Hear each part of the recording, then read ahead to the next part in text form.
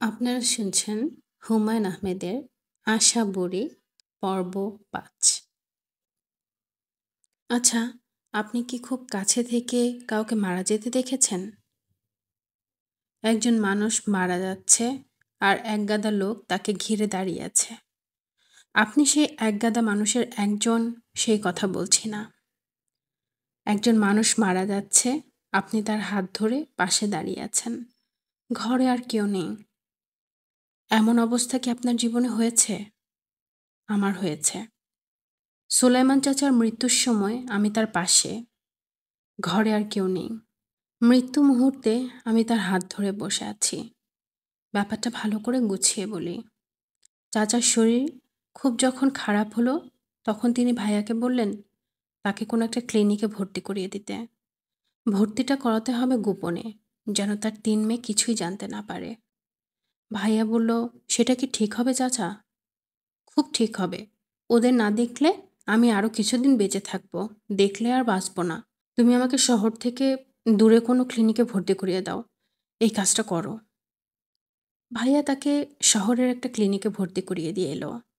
সুলাইমান চাচা ক্লিনিকে যাবার আগে সবার কাছে থেকে বিদায় নিয়ে গেলেন। তার বাসার কাজের মানুষ দুজনকে বেতন ছাড়াও ১,০০০ করে টাকা দিয়ে বিদায় দেয়া হলো। ওদের বললেন, তোরা দুজনেই দুহাতে চুরি করেছিস, সেই অপরাধ ক্ষমা করে দিলাম। আমিও তোদের বকাঝকা যা করেছি তা মনে রাখিস না। ভাইয়াকে বললেন, বাড়ি বাবদ তোমার কাছে অনেক টাকা পাও না, সেগুলি ক্ষমা করে দিলাম। তার বদলে তুমি প্রতিদিন একবার হাসপাতালে আমাকে দেখতে যাবে। ভাইয়া বলল, নিতান্তই অসম্ভব। হাসপাতাল আমি সহ্যই করতে পারি না। তাছাড়া প্রতিদিন যে যাব, রিক্সা ভাড়া পাবো কোথায়? রিক্সা ভাড়া আমি দেব। যতবার যাবে ২০ টাকা করে রিক্সা ভাড়া পাবে। নানান ধান্দায় থাকি চাচা, রোজ যেতে পারবো না, তবে প্রায় যাব। রেনু যাবে। আমি যে কোথায় আছি তা যেন ভুলেও প্রকাশ না হয়। প্রকাশ হবে না। সুলাইমান চাচাকে ঢাকা শহরের মাঝখানে একটা ক্লিনিকে ভর্তি করিয়ে দেয়া হলো। উনি গেলেন খুব হাসি মুখে, যেন পিকনিক করতে যাচ্ছেন কিংবা ছুটি কাটাতে যাচ্ছেন। তার ঘরের দরজায় বিশাল তালা লাগিয়ে চাবি আমাকে দিয়ে গেলেন। কাউকে চাবি দিবি না, কাউকে না। আমার ৩ কন্যাকে তো নয়, মনে থাকে যেন। সুলাইমান চাচা চলে যাবার পরদিনই তার ছোট মেয়ে এসে আমাদের ঘরের কড়া নাড়তে লাগলো। আমি দরজা খুলতেই তিনি বললেন, বাবা কোথায়? আমি ভালো মানুষের মতো মুখ করে বললাম, জানি না তো। কিছুই জানো না? জি না। কি আশ্চর্য কথা, একটা অসুস্থ মানুষ, সে যাবে কোথায়? হয়তো বেড়াতে গেছেন, এসে যাবেন। আপনি অপেক্ষা করুন। বিছানা থেকে নামতে পারে না একটা মানুষ, সে গেছে বেড়াতে? এসব কি বলছো পাগলের মতো? ভদ্রমহিলা বিরস মুখে দোতলায় উঠে গেলেন। পেছনে পেছনে উঠলেন তার স্বামী। ওই ভদ্রলোকের চেহারা ভালো মানুষের মতো। শিশু শিশু মুখে এদিক ওদিক তাকাচ্ছেন, হাতে সিগারেট। তাকে দেখে মনে হলো খুব মজা পাচ্ছেন। কিছুক্ষণ পরই দুমদুম শব্দ হতে লাগলো। বুঝলাম তালা ভাঙা হচ্ছে। সন্ধ্যার মধ্যে বাকি ২ বোনও চলে এলেন। আরও কিছু লোকজন এলো। বাড়ি গমগম করতে লাগলো। বড় বোন তার স্বামীকে নিয়ে রাত ১০টার দিকে আমাদের বাড়ির কড়া নাড়তে লাগলেন। ভাইয়া দরজা খুলে দিল। আমি এবং আপা বারান্দা থেকে তাদের কথাবার্তা শুনছি। আমার বাবা কোথায় গেছে জানেন? জানি না। মিথ্যা কথা বলছেন কেন? আমাদের আরেক ভাড়াটে ইসমাইল সাহেবের স্ত্রী বলেছেন তিনি দেখেছেন আপনি বাবাকে একটা সবুজ রঙের গাড়িতে করে কোথায় যেন নিয়ে যাচ্ছেন। উনি পুরোপুরি সত্যি বলেননি। গাড়ির রং ছিল নীল, নেভি ব্লু। তাহলে যে আপনি বললেন আপনি জানেন না বাবা কোথায়? ঠিকই বলেছি। আমি ভোরবেলায় বেরুচ্ছি, দেখি উনি গাড়িতে। আমাকে বললেন, কোথায় যাবে রঞ্জু? আমি বললাম, সদরঘাট। চাচা বললেন, উঠে আসো, আমি তোমাকে গুলিস্তানে নামিয়ে দেব। আমি উঠলাম, গুলিস্তানে নেমে গেলাম। বাবা কোথায় যাচ্ছেন জিজ্ঞেস করেননি? জিজ্ঞেস করেছিলাম। উনি বললেন ভালো দেখে একটা ক্যামেরা কিনতে চান। স্টেডিয়ামের ইলেকট্রনিক্স দোকানগুলিতে ঘুরবেন। বাবার বিছানা থেকে নামার শক্তি নেই, আর তিনি কিনা স্টেডিয়ামে ঘুরে ঘুরে ক্যামেরা কিনবেন। আমি যা জানি আপনাকে বললাম। তাছাড়া উনি বিছানা থেকে নামতে পারেন না বলে যা বলছেন তাও সত্যি না। হেঁটে হেঁটেই তো গাড়িতে উঠলেন। ধরেও নামাতে হলো না। আমি আপনার একটা কথাও বিশ্বাস করছি না। আপনার কথা শুনে মনে খুব কষ্ট পেয়েছি বললে ভুল বলা হবে। আপনি আমার কথা বিশ্বাস করবেন না, এটাই স্বাভাবিক। বাবার সঙ্গে কি জিনিসপত্র ছিল? আমার কোনো কথাই তো আপনি বিশ্বাস করছেন না। শুধু, শুধু প্রশ্ন করছেন কেন? বলুন ওনার সঙ্গে জিনিসপত্র কী ছিল? বলতে চাচ্ছি না। এবার শোনা গেল ভদ্রমহিলার স্বামীর গলা। মেয়েদের মতো চিকন সুরে তিনি বললেন, আমি অন্য প্রসঙ্গে আপনাকে একটা কথা বলছি। সব ভাড়াটেদেরই বলা হয়েছে, শুধু আপনাকে বলা বাকি। কথাটা হচ্ছে পারিবারিক প্রয়োজনে পুরো বাড়িটা আমাদের দরকার। আপনাকে বাড়ি ছেড়ে দিতে হবে। কবে নাগাদ? 1 মাসের মধ্যে ছাড়তে হবে। সেটা তো ভাই সম্ভব না। প্রথমত মুখের কথায় নোটিশ হয় না, আপনাদের লিখিতভাবে জানাতে হবে। দ্বিতীয়ত নোটিশ আপনার পাঠালে হবে না, যার বাড়ি তাকে নোটিশ দিতে হবে। নোটিশের পরেও তিনি মরে গিয়ে থাকলে ভিন্ন কথা। অবশ্য তারপরও সমস্যা আছে। কোর্ট থেকে আপনাদের সাকসেশন সার্টিফিকেট বের করতে হবে। খানিকক্ষণ আর কোনো কথাবার্তা শোনা গেল না। ভদ্রলোকের হয়তো ভাইয়ার কথাগুলি হজম করতে সময় লাগছে। সময় লাগাটাই স্বাভাবিক। এমন কঠিন কথার চট করে জবাব দেয়া যায় না। জবাবটা কি হয় শোনার জন্য অপেক্ষা করছি। রেগে আগুন হয়ে একটা কঠিন জবাব দেবার কথা। ভদ্রলোক তা দিলেন না। তিনি হেসে ফেললেন। হাসতে, হাসতে বললেন, রঞ্জু সাহেব যেসব আইন-কানুনের কথা বললেন তা সবই আমি জানি। তারপরও বলছি, ৭ দিনের মৌখিক নোটিশে আপনাকে উচ্ছেদ করা আমার পক্ষে কোনো সমস্যাই নয়। ৭ দিনও খুব বেশি সময়। যাই হোক, শুরুতে আমার স্ত্রী ১ মাসের কথা বলেছে। কাজেই ১ মাসই বহাল রইল। আপনি ১ মাস পর বাড়ি ছেড়ে দেবেন। যদি না ছাড়ি? আপনি বুদ্ধিমান লোক। ভুল করবেন বলে মনে হয় না। আচ্ছা ভাই, যাই। এত রাতে বিরক্ত করার জন্য দুঃখিত। ভাইয়া খুব গম্ভীর মুখে ভাত খেতে এলো। মা বললেন, কি হয়েছে রে রঞ্জু? ভাইয়া শুকনো গলায় বললেন, কিছু হয়নি। ওই ভদ্রলোক তোকে কি বলল? তেমন কিছু বলেনি। তেমন কিছু বলেনি তাহলে তুই এমন গম্ভীর হয়ে আছিস কেন? তোর বাবা সম্পর্কে কিছু বলেছে? ভাইয়া বিরক্ত গলায় বলল, বাবা সম্পর্কে কিছু বলেনি। তোমার কি ধারণা পৃথিবীর সবাই বাবা সম্পর্কে আলোচনা করে? এটাই কি তাদের কথা বলার একমাত্র বিষয়? তুই রেগে যাচ্ছিস কেন? আমি কি তোর বাবার কথা তুলে কোনো অন্যায় করেছি? আরে, কোন কথা থেকে কোন কথায় আসছো? ন্যায় অন্যায়ের প্রশ্ন আসছে কেন? আমি লক্ষ্য করেছি তোর বাবার বিষয়ে কিছু বললেই তুই রেগে যাস। রেগে যাই না মা, বিরক্ত হই। দিনের মধ্যে ১,০০০ বার জিজ্ঞেস করো, তোর বাবার কোনো খোঁজ পেলি? কি যন্ত্রণা, খোঁজ পেলে আমি বলবো না? তোর বাবার কথা জিজ্ঞেস করা কি অপরাধ? ভাইয়া খাওয়া বন্ধ করে প্লেট ঠেলে উঠে দাঁড়ালো। মা শান্ত গলায় বললেন, ভাত খা রঞ্জু। আমি আর কোনোদিন তোর বাবার প্রসঙ্গ তুলব না। মার কথায় ভাইয়া হকচকিয়ে গেল। আবার চেয়ারে বসলো। কিন্তু কিছু খেতে পারল না। অতি অল্প সময়ে খুব বড় ধরনের একটা নাটক আমাদের বাসায় হয়ে গেল। মাকে আমি চিনি। মা আর কোনোদিনই বাবার প্রসঙ্গ তুলবে না। সে রাতে ভাইয়া সকাল সকাল দরজা বন্ধ করে ঘুমিয়ে পড়ল। মার ঘরে গিয়ে দেখি মাও শুয়ে পড়েছেন। কয়েকবার ডাকলাম, মা সাড়া দিলেন না। গেলাম আপার ঘরে। আপা বিরক্ত ভঙ্গিতে তাকালো না, কিংবা স্বাভাবিক ভঙ্গিতেও তাকালো না। কিন্তু আমার কাছে মনে হলো খুব বিরক্ত। কারণ ইদানিং সারাক্ষণ সে বিরক্ত ভাব করে ঘরে বসে থাকে। আপা, তোমার সঙ্গে ঘুমোতে হবে। কেন? ভাইয়া মা দুজনেই দরজা বন্ধ করে শুয়ে পড়েছে। তুমি কি জায়গা দেবে? এটা কেমন কথা? জায়গা দেব না কেন? আমি বিছানায় উঠতে উঠতে বললাম, কি বিশ্রী ব্যাপার হলো আপা, দেখেছ? ভাইয়া এটা কি করলো? আপা ঠান্ডা গলায় বলল, সবে শুরু। আরও কত খারাপ ব্যাপার হবে দেখবি। কী রকম খারাপ ব্যাপার? এতদিনে যখন বাবার খোঁজ পাওয়া যায়নি, আর যাবেও না। ভাইয়া অনেক চেষ্টা চরিত্র করেও চাকরি পাবে না। আমাদের এই বাড়ি ছেড়ে দিতে হবে। মার শরীর খুব খারাপ হবে। নানা রোগ ব্যাধিতে ভুগবেন, কিন্তু মরবেন না। বেঁচে থাকবেন। আশায় আশায় বাঁচবেন। বাবা একদিন ফিরে আসবেন, তার সঙ্গে দেখা হবে, এই আশায় বেঁচে থাকা। রেনু, আমাদের সামনে ভয়ঙ্কর সব সমস্যা। আমি ক্ষীণ স্বরে বললাম, তুমি কি এসব নিয়ে খুব চিন্তা করো? না। আপা শোবার আয়োজন করলো, বাতি নিভিয়ে দিল। আমি বললাম, মশারি খাটাবে না? খুব মশা তো। মশারির ভেতরে আমার ঘুম আসে না, দম বন্ধ লাগে। এই জন্যই তো একা একা থাকতে চাই, কাউকে সঙ্গে রাখতে চাই না। তোমাকে মশায় কামড়ায় না? খুব কম কামড়ায়। ফর্সা মানুষদের মশা কামড়ায় না। তোকে কামড়াবে, আমাকে না। মশাদের সৌন্দর্যবোধ প্রবল। বলতে বলতে আপা হাসলো। অনেক দিন পর আমি আপাকে হাসতে শুনলাম। আপা আমার গায়ে হাত রেখে বলল, রেনু, তোদের রেখে আমি যদি চলে যাই তোরা রাগ করিস না। আমি চমকে উঠে বললাম, কোথায় যাবে? দেশের বাইরে।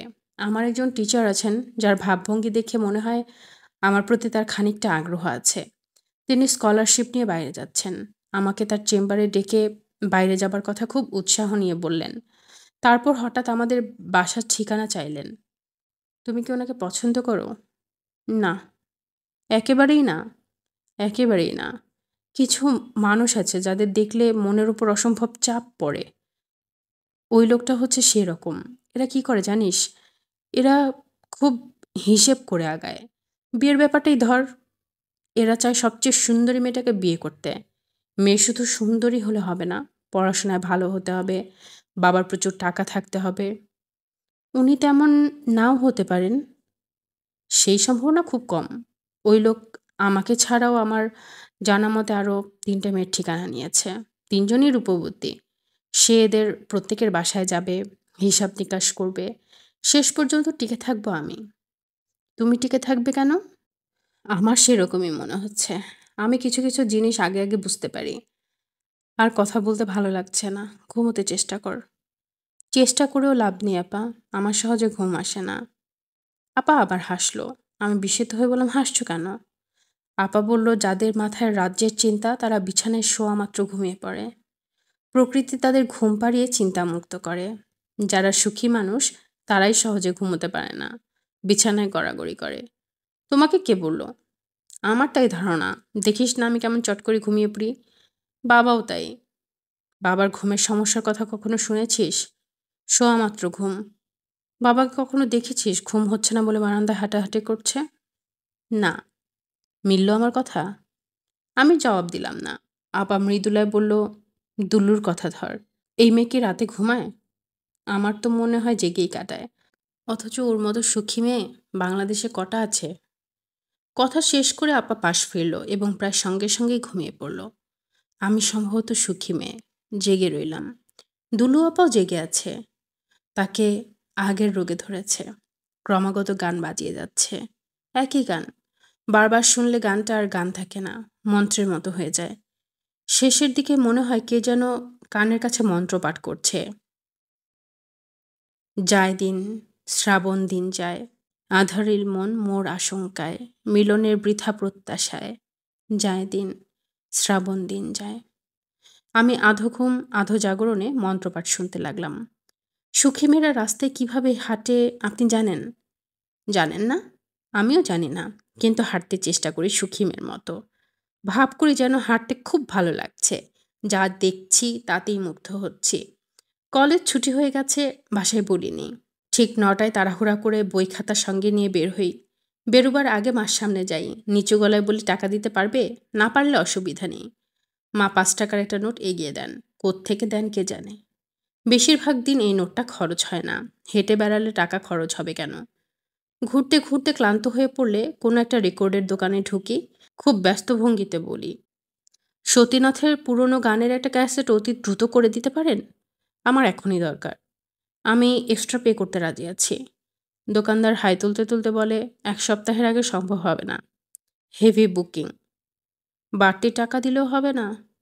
আর্জেন্ট করে দিতে পারি, ডাবল পেমেন্ট। তাও আজ পাবে না, ২ দিন লাগবে। আমি অত্যন্ত দুঃখিত হবার ভঙ্গি করে বলি, তাহলে তো হচ্ছে না। আচ্ছা, সতীন্দ্রনাথের ওই গানটা একটু বাজান তো শুনি। এই মেঘলা দিনে একলা ঘরে থাকে না তো মন।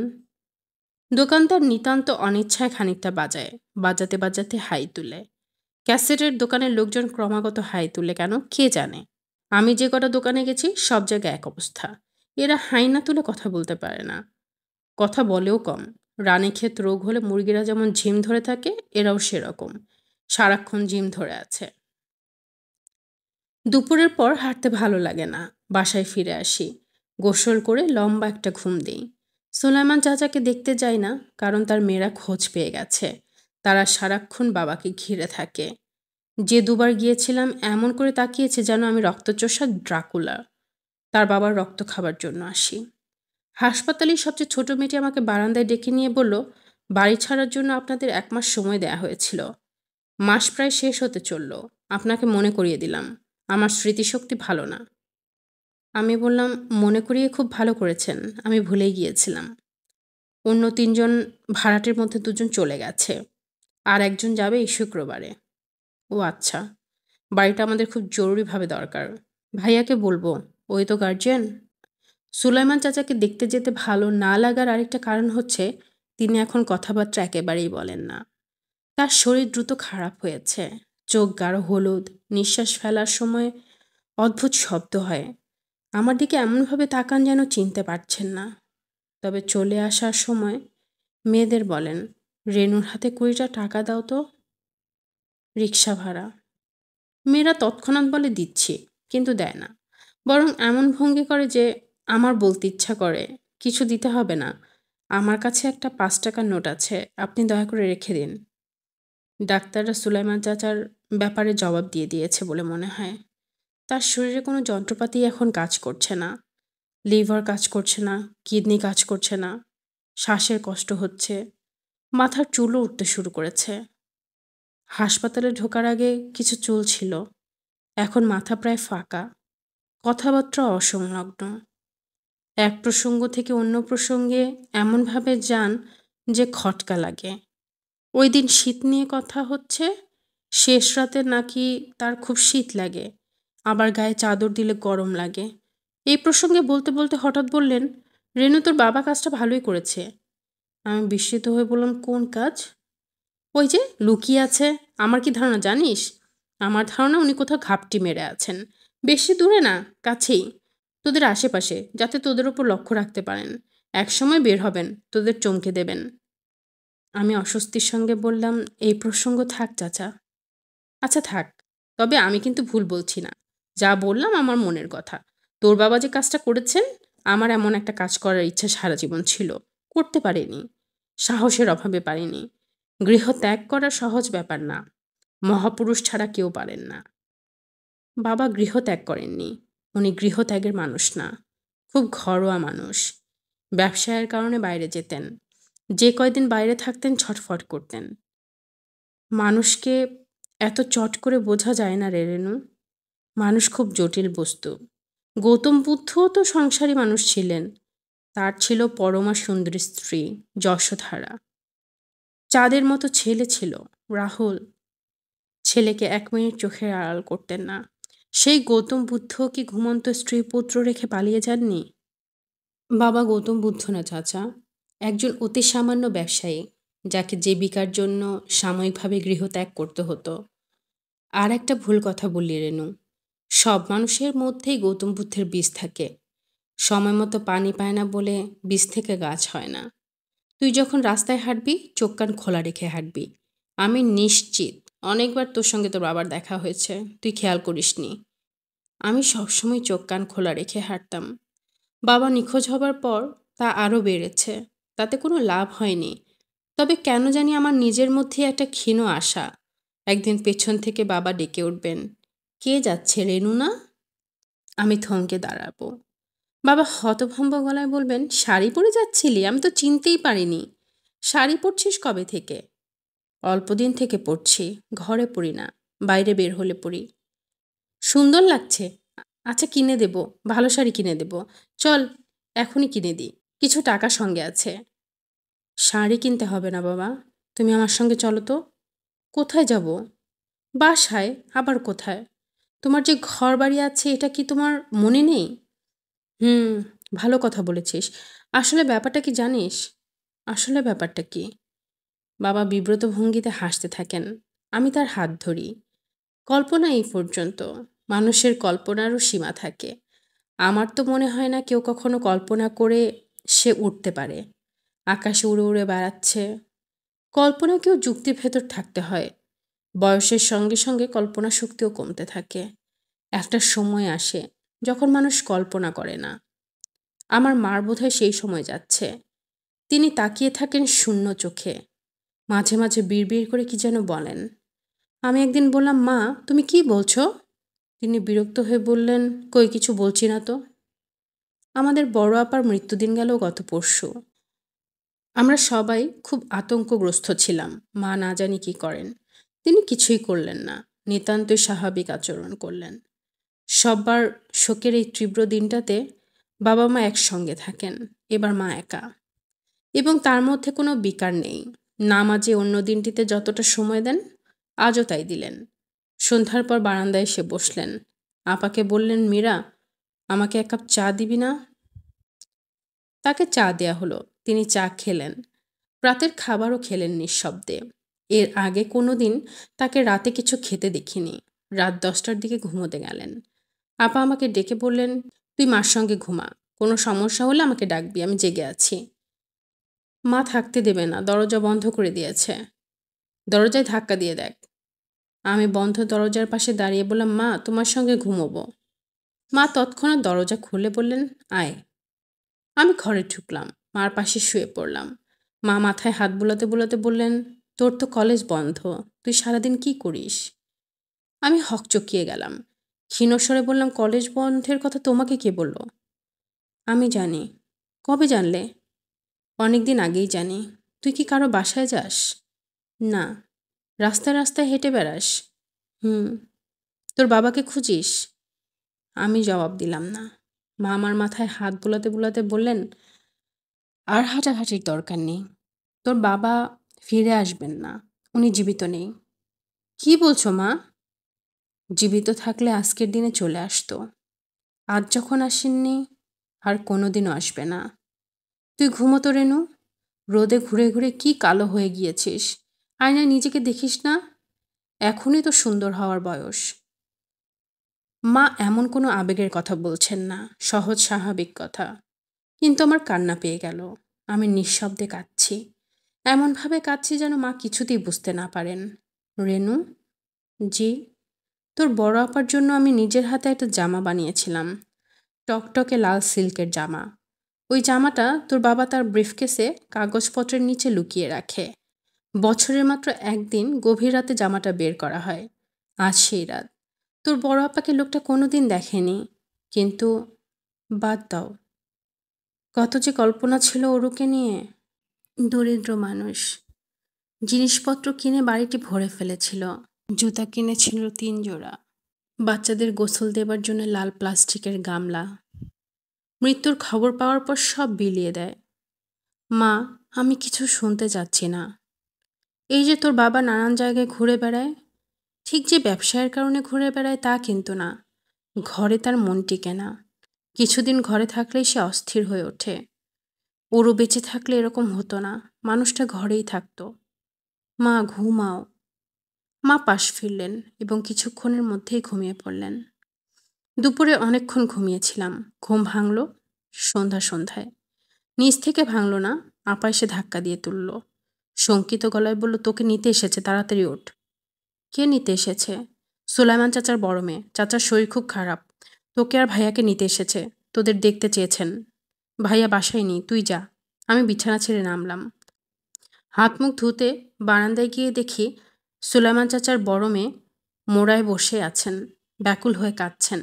আমাকে দেখে ভাঙা গলায় বললেন, তাড়াতাড়ি করো রেনু। সুলাইমান চাচা মারা গেলেন ঠিক সন্ধ্যায়। ঘরে তখন শুধু আমি একা। সুলাইমান চাচা ইশারায় সবাইকে চলে যেতে বলেছিলেন। ঘরে কেউ ছিল না। তিনি আমাকে তার কাছে যেতে বললেন। আমি কাছে গেলাম। তার হাত ধরে পাশে দাঁড়ালাম। তিনি কিছু একটা বলতে চাইলেন, বলতে পারলেন না। মৃত্যু সম্পর্কে অনেককে বলতে শুনেছি। মানুষ কখন মারা যায় বোঝা যায় না। এমনকি ডাক্তাররাও ধরতে পারেন না। পরীক্ষা টরীক্ষা করে বলতে হয় রোগী মৃত। আমার ধারণা কথাটা সম্পূর্ণ ভুল। যে মুহূর্তে সুলাইমান চাচা মারা গেলেন আমি টের পেলাম। তারপরেও অনেকক্ষণ হাত ধরে বসে রইলাম। একটা মানুষ কত ভালো ছিল তা টের পাওয়া যায় মৃত্যুর পর। আমি তো খুব বেশি মানুষের সঙ্গে মিশিনি। আমার ক্ষুদ্র জীবনে দেখা সর্বশ্রেষ্ঠ মানুষটি মারা গেলেন আমার চোখের সামনে। আমার কাঁদা উচিত, কাঁদতে পারছি না। দুঃখের হৃদয় অভিভূত হওয়া উচিত, তাও হচ্ছে না। আমি শান্ত ভঙ্গিতে ঘর থেকে বের হয়ে এলাম। ক্লিনিকের বারান্দায় সবাই দাঁড়িয়ে আছে।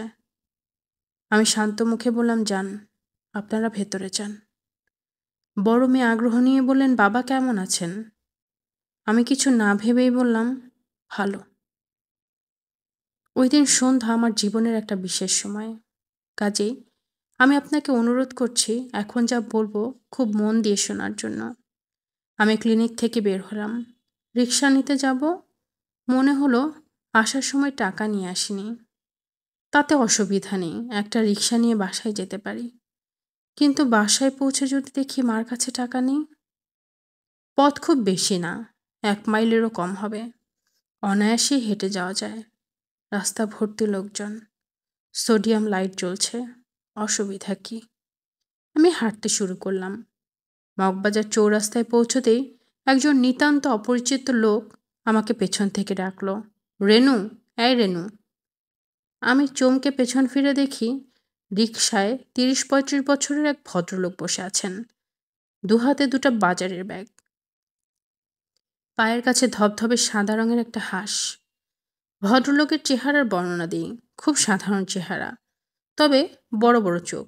চোখের দিকে তাকালে কাজী নজরুল মনে হবে। কাজী নজরুল মনে হওয়ার আরেকটা কারণ হচ্ছে তার মাথায় চুল লম্বা, ফ্যাশনের জন্য নয়, অনেকদিন চুল না কাটলে চুল যেমন ঝাঁকড়া ঝাঁকড়া হয়ে যায় তেমন। তার গায়ে খয়েরি রঙের শার্ট। আমি কাছে এগিয়ে গেলাম। ভদ্রলোক বিরক্ত গলায় বললেন, কি যন্ত্রণায় পড়েছি দেখো তো রেনু। রিকশার চাকা বাস্ট হয়েছে, বাজারের ব্যাগ একটা ফুটো হয়েছে, টপ টপ করে গোলালু পড়ছে। হাঁস একটা কিনেছি, ব্যাটা ঠিকমতো বেঁধে নেয়নি, উড়ে যাবার চেষ্টা করছে। হাঁসটাকে পা দিয়ে চেপে ধরে রাখতে হচ্ছে। আমি বললাম, আপনাকে কিন্তু আমি ঠিক চিনতে পারছি না। ভদ্রলোক অবাক হয়ে বললেন, আমাকে চিনতে পারছো না মানে? তুমি রেনু না? জি, আমি মবিনুর রহমান। আমি এখনও চিনতে পারছি না। বলো কি, তুমি কলাবাগানে থাকো না? জি না। তুমি আওয়াল সাহেবের মেয়ে না? জি না। ভদ্রলোক হতভম্ব হয়ে গেলেন। আমি নিজেও বিস্মিত। তিনি যে মেয়েকে চেনেন সে নিশ্চয়ই দেখতে আমার মতো। তার নামও রেনু। এমন মিলের কোনো মানে হয়?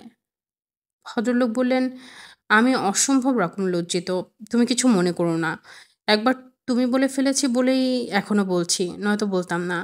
মাই গড, হোয়াট এ মিস্টেক। আমি হাসতে হাসতে বললাম, আমি কিছু মনে করিনি। ভদ্রলোক বললেন, আমি যে মেয়ের কথা বলছি সে দেখতে অবিকল তোমার মতো। আমি যে ভুল করেছি সেই ভুল ওই মেয়েকে যারা চেনে তারা সবাই করবে। তুমি বিশ্বাস করো আমার কথা? আপনাকে এত লজ্জায় পড়তে হবে না, আমি কিছু মনে করিনি। আচ্ছা যাই, আপনার হাঁসটা কিন্তু পালিয়ে যাবার চেষ্টা করছে, ভালো করে চেপে ধরুন। আমি হাঁটতে হাঁটতে অনেক দূর এসে একবার পেছনে ফিরলাম। ভদ্রলোক রিকশা থেকে নেমেছেন। হাতে ব্যাগ বা হাঁস কিছুই নেই। তার পলকহীন দৃষ্টি আমার দিকে। তার ভাবভঙ্গি দেখে মনে হলো তিনি লজ্জায় পাথর হয়ে গেছেন। সেই রাতে আমার এক ফোঁটা ঘুম হলো না। তার কারণ সুলাইমান চাচার মৃত্যু নয়, কারণ পাথরের মতো দাঁড়িয়ে থাকা ওই ভদ্রলোক। সারাক্ষণ ওই ছবি আমার মনে পড়তে লাগলো। শেষ রাতে সামান্য তন্দ্রার মতো এলো। তখনই ভদ্রলোকের স্বপ্নে দেখলাম তিনি দুটি রাজহাঁস নিয়ে আমাদের বাড়িতে এসেছেন। দরজার কড়া নাড়লেন। আমি দরজা খুললাম। ভদ্রলোক বললেন, রেনু, দুটো রাজহাঁস নিয়ে এসেছি, দেখো তো পছন্দ হয় কিনা। আমি বললাম, আপনি কে?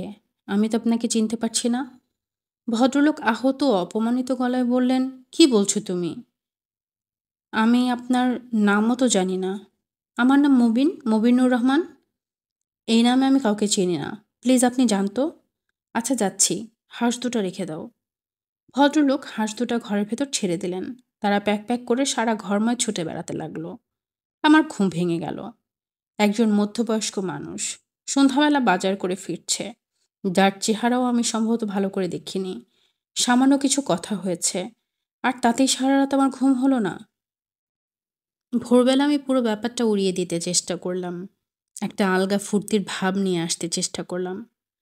টবে আমাদের দুটো গোলাপ গাছ আছে, কাঁচি দিয়ে গাছ ঘেঁটে দিতে গেলাম। গাছের ডাল কাটতে কাটতে সম্ভবত গুনগুন করে গান গাইলাম। আপা বারান্দায় দাঁড়িয়ে আমাকে দেখছিল। সে কঠিন গলায় বলল, কি হয়েছে রেনু? কিছু হয়নি তো। তুই খুশি হবার ভান করছিস কেন? আমি রাগী গলায় বললাম, তুমি বেশি বেশি বোঝো। আমি মোটেই খুশি হবার ভান করছি না। কাল সন্ধ্যায় একজন মানুষকে মারা যেতে দেখলাম। অপরিচিত কাউকে না, খুব পরিচিত একজনকে। সারা রাত আমার ঘুম হয়নি। কাজেই আমি এখন কি করছি না করছি তা দেখে তুমি আমার চরিত্র বুঝে ফেলবে কিভাবে?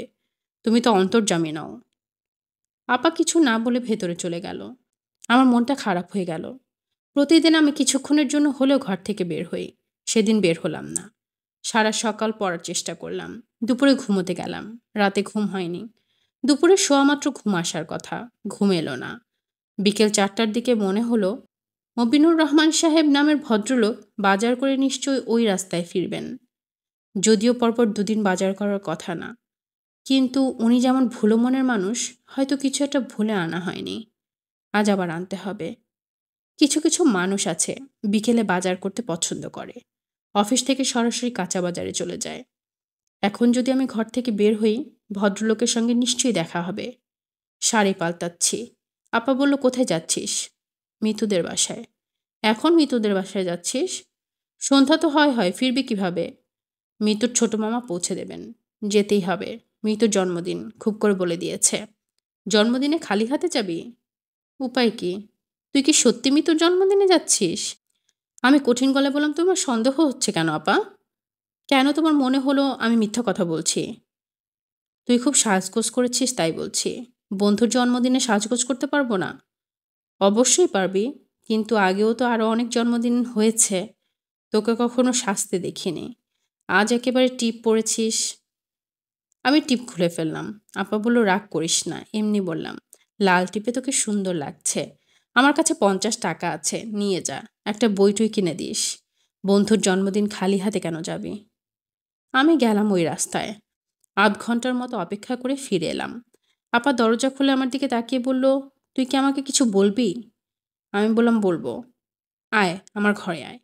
আমি সব বললাম, কিছুই বাদ দিলাম না। আমার ধারণা ছিল আপা কথা শুনে হেসে ফেলবে, সে হাসলো না, আমার হাত ধরে বসে রইল।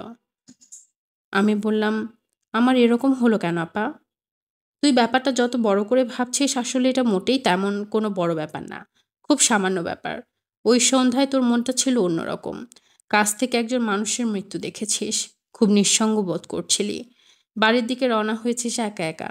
যখন তোর মনে হচ্ছে তুই একা, তোর পাশে কেউ নেই, তখন খুব কোমল গলায় একজন ডাকলো, রেনু, রেনু।